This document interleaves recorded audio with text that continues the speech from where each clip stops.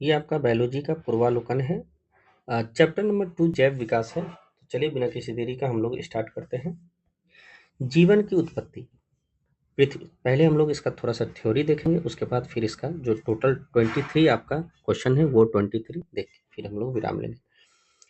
पृथ्वी की उत्पत्ति अनुपातम 4.6 अरब वर्ष पहले हुआ था, याद रखिएगा।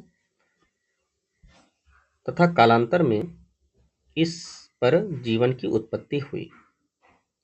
पृथ्वी के जीवन की उत्पत्ति के संदर्भ में अनेक वैज्ञानिक द्वारा विभिन्न सिद्धांत परिकल्पनाएं प्रस्तुत की गई, जिसमें रासायनिक उद विकास के फलस्वरूप जीवन की उत्पत्ति, ठीक है, रासायनिक उद विकास के फलस्वरूप जीवन की उत्पत्ति, ये इसके द्वारा ये प्रस्तुत किया कि भैया जीवन की उत्पत्ति हुई, जो कि सबसे आधुनिक है।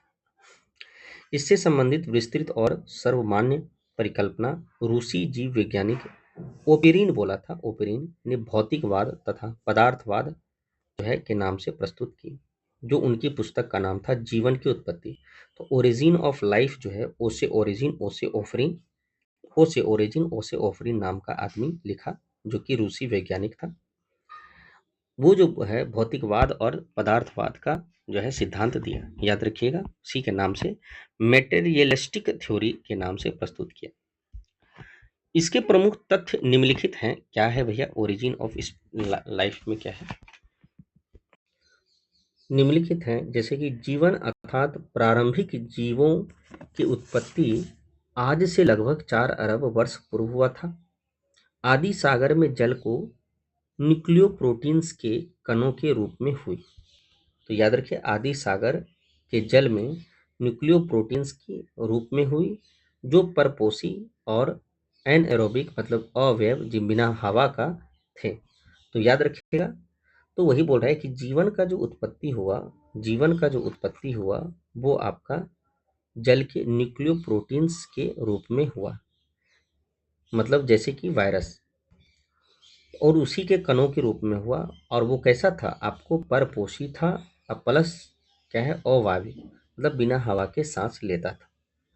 तो पहला तो ये प्रारंभ जीवन की बात कर रहा है, तो 4 अरब वर्ष पहले की बात कर रहा है। दूसरा में जब 3.8 मतलब 3.8 अरब वर्ष पूर्व जो है क्या है, मेम्ब्रेन बाउंड कला युक्त प्रोकैरियोटिक कोशिका रूप आदि जीव बने। मतलब पहले तो न्यूक्लियोप्रोटीन से बना था, फिर प्रोकैरियोटिक कोशिका रूप आदि बने, जिनमें पहले परपोषण तथा बाद में स्वपोषण का प्रारंभ हुआ। तो परपोषण का तो पहले से मतलब दूसरे पर आश्रित जिसको बोलता है, भोजन पर, दूसरे के भोजन पर आश्रित, तो ये आपका परपोषण होता है, परपोषी मतलब हेट्रोट्रोफिक। उसके बाद फिर धीरे धीरे क्या हुआ, 308 आवर्स, ये 4 पहले का बात कर रहा था, 3.8 पहला पॉइंट में 4 अरब वर्ष पहले, दूसरा में 3.8 अरब वर्ष पहले के बोला कि ऑटोट्रॉफिक न्यूट्रिशन है, मतलब खुद से परपोषी तथा स्वपोषी दोनों है, खुद से भी खाना बना सकता है और ये जो है दूसरे पर आश्रित जीव, कौन? प्रोकैरियोटिक कोशिका रूपी आदि जीव। तीसरा है कि स्वपोषी आदि जीव वर्तमान में अभी क्या है, नील हरित शैवाल, जिसको ब्लू ग्रीन एल्गे जैसे थे, ठीक है, उस टाइप का पहले था। तो वही तीसरा में बोल रहा है कि जो ब्लू ग्रीन एल्गी है वही है आपका स्वपोषी। चौथा नंबर बोल रहा है कि 2 अरब, तो भैया पहला 4 अरब, फिर 3.8 अरब, फिर 2 अरब वर्ष पूर्व यूकैरियोटिक कोशिका उत्पत्ति हुआ। यूकैरियोटिक मतलब कि एक कोशिका ने कोशिका वाला जीव बना, जिनके वर्तमान जीवन जगत के सारे जीव हैं, जो कि वर्तमान में जैसे हम लोग भी यही हैं। तो हम लोग तो खैर चलो 2 अरब वर्ष पहले नहीं जन्मा हुआ, लेकिन जो यूकैरियोटिक जो बहुकोशिका जीव है वो 2 अरब वर्ष पहले जो है जन्म ली। ये हमारे कौन बोल रहे हैं? ये हमारे ओरिजिन ऑफ लाइफ लिखने वाले कौन? ओपेरिन कह रहे हैं। दूसरा अब क्या है, प्राचीन जो आदिम जिसको बोलते हैं, पृथ्वी में वायुमंडल में ऑक्सीजन गैस नगण्य या अनुपस्थित थी। सही बात है, पहले ऑक्सीजन नहीं था, इसलिए यहाँ पे अवायवीय लिखा है। इस पॉइंट को पकड़िए। एनएरोबिक मतलब होता है बिना हवा के, बिना ऑक्सीजन के। तो वायुमंडल में ऑक्सीजन गैस नग्न था, अनुपस्थित था, जिसमें मीथेन था और NH4 और जो है सिर्फ CO2 का उपस्थित था। मतलब हवा नहीं था तो था क्या, तो भैया मीथेन था, फिर आपका अमोनियम था NH3, और आपका कार्बन डाइऑक्साइड था। जैव विकास की मौलिक परिकल्पना और सिद्धांत, अब आपका क्या बात है, चलिए देखते हैं। जैव विकास की मौलिक परिकल्पना की बात करें तो परिवर्तन के साथ अवतरण, मतलब डिसेंट्स विद द चेंजेस और मॉडिफिकेशन। तो वैसे भी परिवर्तन जो है कोई मॉडिफिकेशन कह सकते हैं। अर्थात निम्न कोटि के सरल जीव से क्या हो गया, क्रमिक परिवर्तन द्वारा अधिक विकसित और जटिल जो है उत्पत्ति जैव विकास कहलाता है। तो भैया पहले क्या था, पहले बानर बना, बानर से फिर थोड़ा थोड़ा आदि मानव, आदि मानव से फिर क्या हुआ, धीरे धीरे हम लोग क्या है, एक एक जेन्युइन इंसान बने, जो कपड़ा पहनते हैं, घर में रहते हैं, भोजन शुद्ध खाते हैं। तो धीरे धीरे विकास हुआ। भैया हमारे एक लेमार्क थे, चार्ल्स डार्विन थे, ह्यूगो डी व्रीज थे। ये तीनों बहुत ही नामी आपके क्या है, वैज्ञानिक थे, जो ठोस प्रमाण के आधार पर क्या जैव विकास की विस्तृत व्याख्या प्रस्तुत कर अपने सिद्धांत दिए। अब जो है भैया लेमार्क क्या बोला था, लेमार्क बोला था कि जैव विकास परिकल्पना का पहला तर्कसंगत सिद्धांत फ्रांसीसी जीव वैज्ञानिक, यही लेमार्क ही पहले दिया था, याद रखिएगा, और जीन बेपिस्टेट डी लेमार्क ने प्रस्तुत किया। तो भैया इसको खाली लेमार्क याद रखिएगा, पूरा नाम मत याद रखिएगा। 1809 में उनकी पुस्तक फिलोसफी जूलॉजी क्यों, जूलॉजी बस याद रखिए। तो फिलोसफी जूलॉजी, अभी हम लोग ओरिजिन ऑफ लाइफ ओपरिन द्वारा लिखा था, इस चीज को भूलना नहीं है, क्वेश्चन पूछ सकता है। फिर आपका फिलोसफी जूलॉजी, ये जो है लेमार्क दिया था, जो कि फ्रांसीसी था, और वो रूस का था, याद रखिएगा, ओपरिन। यह निम्नलिखित मूल धारणाओं पर आधारित है। तो भैया इस किताब में जो लेमार्क जो लिखा, लेमार्क का सिद्धांत में क्या है, तो पहला सिद्धांत बड़े होने की प्रवृत्ति, वातावरण का सीधा जो है क्या प्रभाव, या बड़ा होना, बो से बड़ा होना, बो से वातावरण, ऐसे वो होता है, लेकिन आप ट्रिक से याद रखें, वातावरण बड़ा होना, वातावरण का प्रभाव, अंगों के उपयोग और अनुपयोग, इफेक्ट ऑफ यूज, तो अंगों का उपयोग और अनुपयोग, अंगों का उपयोग और अनुपयोग, और उपार्जित लक्षणों के वंशागति, ये याद रखिएगा, उपार्जित लक्षणों के वंशागति मतलब इनहेरिटेंस ऑफ एक्वायर्ड कैरेक्टर्स। तो याद रखिए उपार्जित लक्षणों, तो ओ से अंगो, ओ से ओ, ओ से उपार्जित, ऐसे वो होता है, लेकिन आप ट्रिक से याद रखें। तो बो से बड़ा होने का लक्षण, बो से वातावरण का प्रभाव, फिर ओ से अंगों का उपयोग, ओ से उपार्जित का। ये हमारे लेमार्क जो है अपनी पुस्तक क्या फिलोसफिया जूलॉजी में कहे हैं। लेमार्क को उपार्जित लक्षणों की वंशागति के सिद्धांत भी कहा जाता है। लेमार्क का सिद्धांत याद रखिएगा, ये आपका इंपॉर्टेंट है एग्जाम पॉइंट ऑफ व्यू से। अब जो है अंगों के उपयोग और अनुपयोग की धारणा के अनुसार क्या है, जैसे जिराफ क्या है, अपना जिराफ जो है गर्दन का उपयोग बहुत करता है, तो धीरे धीरे गर्दन उसका वृद्धि हो गया। अब वही बड़ा होने का लक्षण, अभी यही तो बड़ा होने की प्रवृत्ति, वही बात कह रहा है, तो लेमार्क यही बात कह रहा था। अधिक जैसे हमारे जो है हमारे पीठ के नीचे जो है आपका कमर के पास एक पूंछ था, उसका उपयोग नहीं होता, धीरे धीरे खत्म हो गया। तो भैया जो ज़्यादा उपयोग है वो बड़ा होगा। अधिक प्रयोग की जाने वाली अंग सुदृढ़ और सुविकसित हो जाते हैं, तथा अंग जिनका प्रयोग कम होता है वो निष्क्रिय तथा धीरे धीरे लुप्त हो जाते हैं। उदाहरण में जिराफ का गर्दन का लंबा होना तथा सर्पों के टांग होना। जो है आपका पहले सांप का जो है पैर होता था, लेकिन अब उसका उपयोग नहीं करता था, धीरे धीरे समय के साथ जैसे जैसे साल बीता उसका अब पैर खत्म हो गया। ऊंचे वृक्ष की पत्तियां खाने के लिए अगली टांग के गर्दन का अधिक उपयोग होने से इनके अंग का अधिक लंबाई हो गया। तो ये देखिए आपका लंबा हो रहा है। और घास की उपलब्धता से अगली टांगे और गर्दन को कम उपयोग होता है, के कारण उसका गर्दन जो है, ये जो पैर है वो आपका छोटा हो गया, छोटा है। तो लेमार्क के अनुसार अंगों का उपयोग और अनुपयोग का प्रभाव, तो ये तो आपका ये जो है ये चार दिया था। उसी प्रकार डार्विन क्या कहता है, चार्ल्स डार्विन जो है इंग्लैंड के जैव विकास थे, इनके द्वारा प्रस्तुत विकासवाद और डार्विन का प्राकृतिक वर्णवाद, थ्योरी ऑफ नेचुरल सिलेक्शन कहते हैं। तो भैया नेचुरल है, याद रखिएगा, डराना नहीं है, कोई भूत वूत नहीं है, डार्विन है, डराना नहीं, नेचुरल है, एकदम नेचुरल आदमी है, तो नेचुरल सिलेक्शन डार्विन ने दिया था। इसकी विस्तृत व्याख्या इसकी पुस्तक प्राकृतिक चुनाव द्वारा जातियों की उत्पत्ति, जो कि 1859 में लिखे थे, प्राकृतिक चुनाव द्वारा जातियों की उत्पत्ति। यह सिद्धांत निम्नलिखित तथ्यों पर आधारित है। जीवों में प्रचुर संतानोत्पत्ति, ओवर प्रोडक्शन की क्षमता, सही बात है, जीवों में ओवर प्रोडक्शन होता है। जीवन सर्कल, स्ट्रगल फॉर एग्जिस्टेंस, याद रखिएगा, स्ट्रगल फॉर द एग्जिस्टेंस, जीवन संघर्ष होता है। याद रखिएगा, अगर आपको जीवित रहना है तब निम्न विभिन्नताएं और इसकी वंशागति, वेरिएशंस होता है, और इसके इनहेरिटेंस में, at the air and their inheritance, युगतम की अति जीवता, सर्वाइवल ऑफ द फिटेस्ट। याद रखिएगा, डार्विन जो है आपका सर्वाइवल ऑफ द फिटेस्ट दिया था, या प्राकृतिक चयन, नेचुरल सिलेक्शन। तो ये आपका सर्वाइवल, ये जो है सबसे इंपॉर्टेंट आपका एग्जाम में पूछता है, तो भैया सर्वाइवल ऑफ द फिटेस्ट किसने दिया था? तो चार्ल्स डार्विन। ये आप भूलिएगा नहीं, ये आपका इंपॉर्टेंट है। तो ये आपका ज़्यादा इंपॉर्टेंट है। अब आगे देखते हैं क्या है, उत्परिवर्तनवाद, म्यूटेशन थ्योरी। तो भैया उत्परिवर्तन, याद रखिए, ये ये क्या बोलो, उपार्जिता का लक्षण नहीं है, उपार्जित लक्षणों के वंशागिनत, ये आपका कौन दिया था? ये लेमार्क दिया था।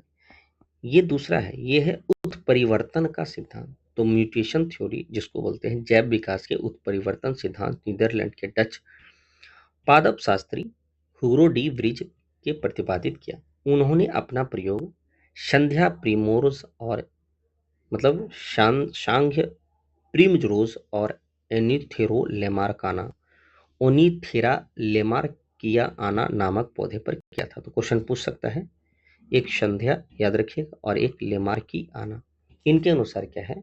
तो इनके अनुसार नई प्रजाति की उत्पत्ति एक ही बार में स्पष्ट एवं अस्थायी आकस्मिक उत्पादितों के फलस्वरूप हो जाता है। जाति का सदस्य जिसके उत्परिवर्तन लक्षण दिखाई देता है वो म्यूटेशन कहलाता है। जाति के विभिन्न सदस्यों के विभिन्न प्रकार के उत्परिवर्तन हो सकते हैं। ये याद रखिएगा, ये सीधी बात याद रखिएगा कि भैया कि म्यूटेशन थ्योरी किसने दिया? तो भैया इनका बस यही कहना था कि जो जो पैदा करता है वो बहुत अधिक मात्रा में पैदा करता है। याद रखिए, आकस्मिक उत्परिवर्तन के फलस्वरूप हो सकता है, कई जाति की उत्पत्ति तो एकाएक जो है बढ़ सकता है। तो याद रखिएगा, डोनी सोवन एक विलुप्त आदि मानव प्रजाति थी जो यूरेशिया के जंगल में लगभग 1.3 से 1 लाख वर्ष पूर्व निवास करती थी। पहली बार वर्ष जो है 2010 में साइबेरिया के गुफा में प्राप्त अस्थि अवशेषों में इसकी पहचान हुई थी, तथा फिर चीन के तिब्बत के एक गुफा में प्राप्त एक जीवाश्म जबड़े के विश्लेषण से इनके पूर्व एशिया तथा विस्तृत होने की पुष्टि हुई। चलो ठीक है, साइबेरिया में भी मिला और चीन में भी मिला। मई 2019 में प्रतिष्ठित विज्ञान मैगजीन नेचर में प्रकाशित एक शोध पत्र में की गई थी। तिब्बत से प्राप्त डेनिसोवन का यह जबड़ा उत्तर मध्य प्लेस्टोसीन काल, याद रखिए प्लेस्टोसीन काल जिसको 1.6 लाख वर्ष पूर्व का है, डेनिसोवन के अवशेष से डीएनए विश्लेषण के आधार पर इन्हें होमो सेपियंस और निएंडरथस के थल से पृथक तीसरे प्रकार के समकालीन मानव प्रजाति माना जा सकता है। ठीक है, चलिए अब जो है यहाँ पे थोड़ा सा बचा हुआ, उसके बाद हम लोग थ्योरी क्वेश्चन करेंगे। जीवाश्मों के आधार पर भूवैज्ञानिक काल जियोलॉजिकल टाइम उपकायिकों के वर्गीकृत किया गया है। तो भैया सीधी बात याद रखिएगा, आपका अगर आपको याद रखना है तो सबसे पहले क्या है, देखिए सबसे पहले आपका आपका काल, ठीक है, सबसे बड़ी जो है आप महायुग होता है, जैसे ईयोन बोलते हैं महायुग।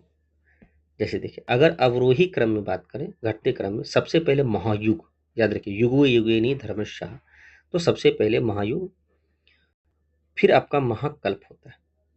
ठीक है, याद रखिए, फिर आपका महाकल्प, तो महायुग, महाकल्प, फिर कल्प और युग आता है, कल्प और युग आता है, फिर आपका काल होता है, जिन्हें काल के भूवैज्ञानिक वर्गीकरण के लिए इस्तेमाल किया जाता है। याद रखिएगा यही चीज आपका इंपॉर्टेंट है।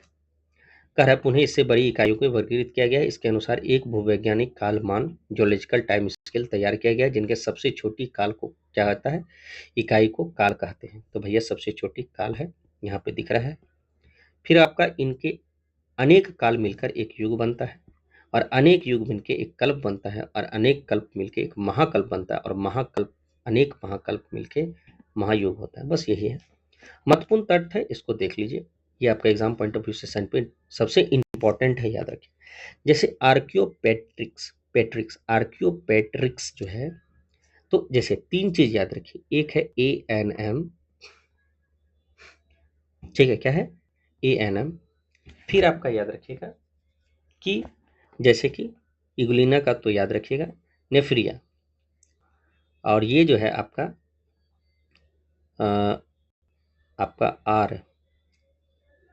RAP, जैसे कि ये आपका सरीसृप है और ये पक्षी है, ठीक है। तो पक्षी और सरीसृप याद रखिएगा। तो क्या होगा, रैप, RAM रैम, ठीक है। ऐसे तो रैप नहीं, आप रैप याद रखिए, RAP रैप।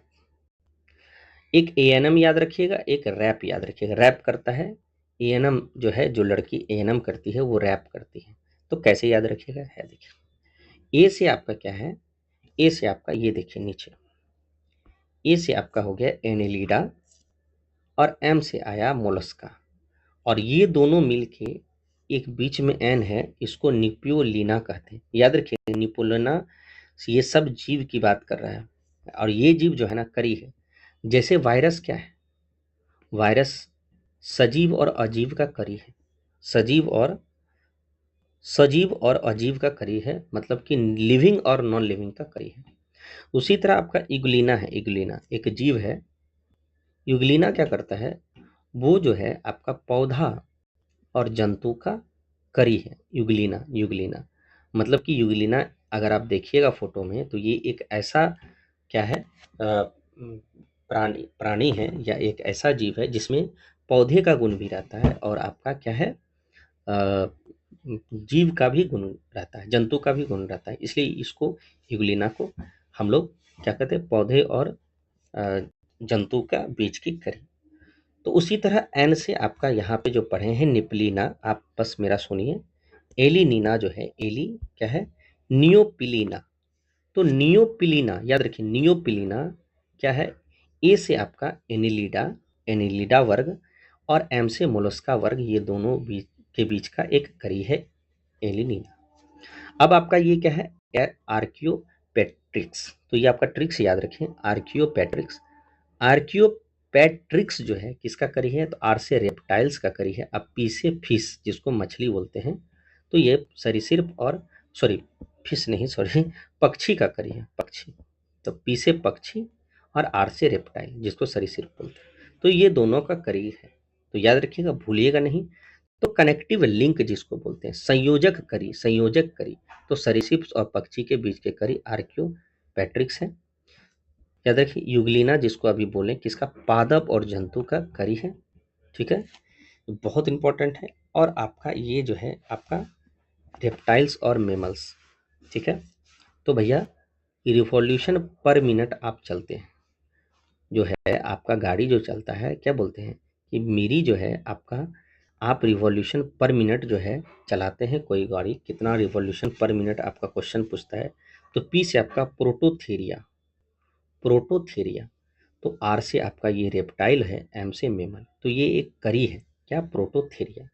प्रोटोथेरिया बहुत इंपॉर्टेंट है। तो तीन चीज पढ़ा है आपका, क्या है, एक तो ANM में बनना है आपको, फिर आपका क्या है, अभी जस्ट बोले RPM, और फिर क्या है कि एक बीच में क्या था, लास्ट में तो पी था जो पक्षी है, फिर रैप, रैप करना है आपको, ठीक है।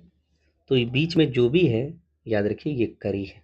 कैसे, तो भैया ये मोलस्का और एनेलिडा का करी नियोपिथेरिया, और ये वही रेप्टाइल्स और मेमल्स का अभी जो हम लोग पढ़े प्रोटोथेरिया, प्रोटोथेरिया, ठीक है। तो ये प्रोटोथेरिया है।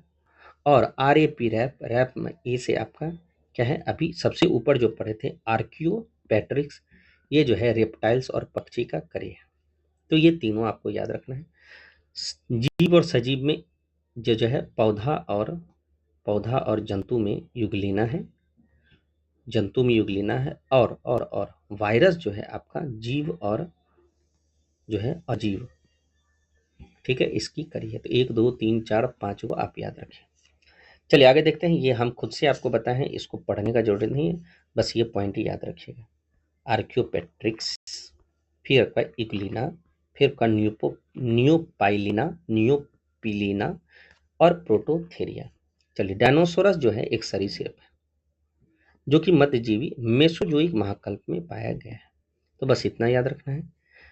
मध्यजीवी महाकल्प में 3 कल्प हैं, तो याद रखें। मेसोजोइक में मीडियम है तो 3 है, तो आपका ट्राइसिक, जुरासिक और क्रिटेशियन शिल्प, और जुरासिक में ही आपका डायनासोरस पाया गया है। मेमथ प्रजाति वर्तमान समय में विलुप्त हो गया है। हाथी का एक पूर्वज था मेमथ, बहुत बड़ा जो है आपका ये तो अंटार्कटिका में पाया जाता था, ठीक है, याद रखिए। क्रो-मैग्नो मनुष्य की आधुनिक मानव होमोसेपियंस का अंतिम सीधा पूर्वज तथा आधुनिक मानव का एक सब स्पीसीज, जिसको उपजाति कहते हैं, होमोसेपियंस मानते थे। क्रो-मैग्नॉन का शरीर गठा हुआ, लगभग 180 मीटर, 6 फीट लंबा, और कपाल गुहा 1600 क्यूबिक मीटर था। तो ये आपको याद रखना है। तो चलिए, अब ये थ्योरी आपको खत्म हो गया। बहुत इंपॉर्टेंट थ्योरी था, एग्जाम के लिए आपको बहुत जो है फायदा देगा। ये आप करी याद रखिएगा, एएनएम याद रखिएगा, रिवॉल्यूशन पर मिनट आप चलते हैं, और फिर रैप आपको करना है। चलिए, रैप मतलब होता है गाना को स्पीड में बोलना, ठीक है। दिए गए युगों में सही कालक्रम के चुने, जो सबसे पुराना और वो पहला आएगा। सबसे पुराना है वह पहला आएगा, तो सबसे पुराना, तो याद रखिएगा। ये आपका हिंदी में अगर दिया रहता तो आप बना देते, ये इंग्लिश में है, तो भैया सबसे पहले महायुग, फिर महाकल्प, फिर आपका कल्प, फिर आपका युग, फिर आपका क्या था, नहीं सॉरी, महायुग, महाकल्प, और फिर आपका युग था, फिर आपका क्या था, एक एक युग, और फिर काल था, सॉरी, तो काल। तो भैया यही है, इयोसीन, मायोसीन, इयोसीन, मायोसीन, फिर पेलियोसीन, फिर आपका पेलियोस्टोनिक, प्लिस्टोनिक, पेलियोसोनिक, फिर प्लिस्टोनिक, और फिर आपका होलोसिन, ठीक है। तो इस चीज को याद रखिएगा। तो भैया वही चीज है, जैसे कि सबसे छोटा इकाई, ठीक है, ये आपका पीरियड है, एरा है, इयोन है, इयोन है, पीरियड, इपोच और एज। तो भैया कुछ नहीं है, पेलियोसिन सबसे पुराना और सबसे नया, तो युग का सही क्रम सबसे पुराना पेलियोसिन है, फिर आपका इयोसिन है। अच्छा, सबसे पुराना वो सबसे पहले आएगा, सही कालक्रम जो सबसे पुराना और सबसे पहले आएगा, तो सबसे पुराना आपका काल है, तो सही कालक्रम है जो सबसे पुराना और सबसे पहले, तो Palaeocene, eosin, ओलिजोसिन, myosin, Palaeocene, Pleistocene और होलोसिन, ठीक है। आप उसको हिंदी में याद रखिएगा तो ज़्यादा बेहतर है, ठीक है। चलिए, पेली ईओ, पेली ईओ, तो पेल तो हो, पेल और ईओ, तो ये दोनों तो हो गया। चलिए, उसके बाद ईओ, ईओ, फिर ईओ भी आ जाएगा, तो 3 गो तो हो जाएगा। पेलियो, देखिए ऐसे करके याद रखिए, पी से पेली हो गया पेली, फिर ई से स्टार्ट हुआ तो इयोसिन, फिर ओ आया तो ओ से ओलियो, ओलियोगेसिन, ठीक है, ये तीनों एक साथ याद रखेगा। फिर आपका क्या है, ओलिगोसिन, तो ये तीनों आपका क्या है, ओलिगोसिन और ओलिगोसिन, ये हो गया। फिर आपका आया क्या, मायोसिन, तो मायोसिन, पेलियोसिन, पेलिस्टोसिन और होलोसिन, याद रखें। तो मायोसिन, पेलियोसिन, पेलिस्टोसिन और होलोसिन, होलोसिन अभी नया है, ठीक है। तो याद बार बार रिपीट करिएगा तो याद रहेगा, ऐसे याद होने वाला नहीं। पेलियोसीन बस याद रखिएगा। अब बाद में है प्लायोसीन है, प्लियोसीन है, ये पेलियोसीन है, ये आपका प्लायोसीन है, प्लाइस्टोसीन है, होलोसीन है। चलिए, निम्न में कौन सा गैस प्राचीन पृथ्वी के वायुमंडल में अनुपस्थित है? तो ऑक्सीजन, पहले ऑक्सीजन नहीं था। मीथेन था, अमोनिया था, CO2 था। क्या है? पृथ्वी के चुंबकीय क्षेत्र हर कुछ 100,000 साल में उत्क्रमित या रिवर्स हुआ है। पृथ्वी जब 4,000 मिलियन वर्ष से भी अधिक पहले बनी तो ऑक्सीजन 54% थी और कार्बन डाइऑक्साइड नहीं था। तो भैया ये जो है आपका दूसरा तो गलत है। ऑप्शन नंबर 1 और 3 से। तीसरा देखते हैं, जब जीवित जीव पैदा हुए उन्हें पृथ्वी के आरंभिक वायुमंडल को बदल दिया। तो भैया जीवित जीव जो पैदा हुआ तो भैया बदल तो दिया ही है। ठीक है, तो ये आपका तीनों सही है। वर्तमान प्रमाण के अनुसार पृथ्वी के जीव की उद्गम हुआ है लगभग, तो याद रखिए लगभग काई दहाई सैकड़ा, हजार 10,000, फिर आपका लाख 10 लाख, करोड़ 10 करोड़, अरब 2 अरब साल पहले। ठीक है, पृथ्वी में सबसे पुराना जीव कौन है? तो भैया नील हरित सवाल, अभी हम लोग ब्लू ग्रीन एलिगेट डिस्कस कर रहे थे। The origin of species, the origin of species जो है डार्विन लिखा है, याद रखेगा। तो डार्विन याद रखिए, ओरिजिन ऑफ स्पीसीज, तो इस चीज को याद रखिएगा। Theory of natural selection, Darwin द्वारा प्रस्तुत प्राकृतिक वर्णवाद निम्नलिखित में से किस पर आधारित है? तो भैया over production, struggle of existence of variance और सर्वाइवल ऑफ द फिटेस्ट। तो ये आपका डार्विन का था। ठीक है, विकासवाद का सिद्धांत याद रखिए, ये डार्विन डार्विन ने दिया है विकासवाद का सिद्धांत, डार्विन याद रखिएगा। और जैव विकास इवोल्यूशन का सर्वप्रथम किसने समझाया? तो भैया लेमार्क ने सबसे पहले समझाया था। फिलोसिफा जूलॉजिया 1809 में, यही आपका क्या है, लेमार्क ने बताया था। उपार्जित लक्षणों का वंशागति जो है, ये भी आपका डार्विन ने समझाया था। Theory of inheritance of acquired characters, विकास के उत्परिवर्तन सिद्धांत, तो आपको याद रखिए ये है उपार्जित, उपार्जित जहां होगा वहां लेमार्क होगा। ये उत्परिवर्तन है, म्यूटेशन थ्योरी जिसको इंग्लिश में बोलते हैं, यहाँ पर है। तो ये हो डी ब्रेस, याद रखिएगा, भूलिएगा नहीं। चलिए, म्यूटेशन से सिद्धांत जिसको उत्पाद, तो उत्परिवर्तन, तो आपको हो डिवरीन, तो डिवरीज, वो डिवरीज, तो ये आपका ए का 4 होगा। तो जहां ए का 4 है वही आंसर होगा। बी का 3 तो दोनों में है, तो जाते हैं बी का 3 सिद्धांतवाद। एक जीन एक इंजाइम, तो याद रखिएगा ये जो है आपको दिया था बीडल एंड टेटम, हालांकि इसमें नहीं पढ़े हैं, याद रखिएगा। और ओपरिन जो है जैकब मोनेड, जैकब और मोनेड। एक gene Beadle and datum, Oparin जो है आपका अवधारणा जैकब और मोनोड, जैकब और मोनोड। उत्परिवर्तन जो है ह्यूमन विकासवाद का सिद्धांत चार्ल्स और डार्विन। ओपरिन अवधारणा जैकब और मोनोड। विकास का मुख्य कारक क्या है? तो भैया विकास का मुख्य कारक क्या है? तो उत्परि हासिल किए हुए गुण, लैंगिक जनन नहीं, उत्परिवर्तन होना चाहिए नहीं। तो ये क्या है? प्राकृतिक वर्ण है विकास का मुख्य कारक। जैव विकास, बायो जैव विकास, अच्छा, यहाँ जैव विकास होना चाहिए। मुख्य कारक जो है नेचुरल सिलेक्शन है, प्राकृतिक वर्ण है, क्योंकि यह विभेद एवं अन्य हासिल किए हुए जीनों की अगली पीढ़ी को दिशा प्रदान करता है। चलिए, जैव जैव विकास के संदर्भ में सांपों में अंगों का लोप होना क्या है? अंगों का उपयोग और अनुपयोग। ठीक है, तो याद रखिए लेमार्क दिया था। तो भैया जो मार्क है वही आगे, वही मार्क जो है रहेगा। फिर जो है धीरे धीरे मार्क अगर यूज नहीं किए तो वो मार्क धीरे धीरे खत्म हो जाएगा। जैसे हमारे शरीर में पीठ के पीछे पूंछ था, युग उपयोग नहीं हुए तो खत्म हो गया। जीवों में अत्यधिक विविधता का कारण क्या है? उत्परिवर्तन, जो कि म्यूटेशन थ्योरी बोलते हैं। तो याद रखिएगा, वैज्ञानिक व का वश जिसमें प्राकृतिक का सिद्धांत का आधुनिक रूप दिया गया उसे नव द्रविणवाद कहते हैं। आधुनिक नव द्रविणवादियों के अनुसार जीनों के साधारण परिवर्तन का उपरांत नए जीव बनते हैं, जिससे विभिन्न विभिन्नताएं बढ़ती हैं। इन परिवर्तन को म्यूटेशन कहते हैं। याद रखिएगा, ये बहुत इंपॉर्टेंट है। चलिए, निम्नलिखित में कौन सा जो है एक सजीव जीवों में एक नई जाति की उत्पत्ति के सर्वाधिक महत्वपूर्ण घटक है? तो याद रखिएगा, उत्परिवर्तन नहीं, पाथार्कनिक प्राकृतिक वर्ण होना चाहिए। तो बी है ऑप्शन में। क्या है भैया? उत्परिवर्तन। तो सबसे जो है सर्वाधिक महत्वपूर्ण घटक याद रखें, लैंगिक जन्म बहुत किसी में नहीं होता है, प्राकृतिक वर्ण पाथ, हालांकि इसमें सबसे बेस्ट ऑप्शन आपका उत्परिवर्तन है।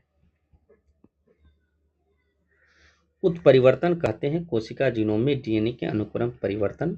उत्परिवर्तन प्रक्रिया आनुवंशिक पूर्ण संयोजन के माध्यम से बड़ी संख्या में डीएनए की प्रतिलिपि तैयार हो जाती है। नई जीनों का विकास में यह प्रतिलिपियां एक प्रमुख भूमिका निभाती। आधुनिक मनुष्य के हाल ही के पूर्वज हैं, तो याद रखिए क्रोमैग्नॉन, हम लोग अभी पढ़े थे क्रोमैग्नॉन मनुष्य। ठीक है। डेनिसोवन कभी कभी समाचार माध्यम में किसके संदर्भ में है? तो भैया एक आदि मानव जाति स्पीसीज है। आर्कियो हम लोग पढ़े थे, तीन चीज पढ़े थे, ANM, फिर RAP, रैप करता है, गाता है, और RPM।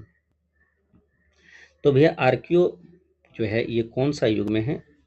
तो ये आपका सरीसृप और पक्षी, ट्राइएक्सिक और जुरासिक दोनों का होना चाहिए। सरीसृप होना चाहिए, सर्वा पुरान जुरासिक युग के सर्व पुरातन पक्षी। हालांकि आर्कियो यहाँ पे ऊपर में था, हालांकि सिर्फ वही पढ़े थे। जरा देखते हैं, एक सेकेंड।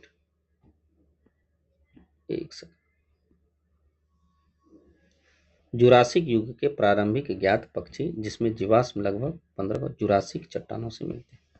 तो चलिए जुरासिक होगा तो ठीक है ऑप्शन में।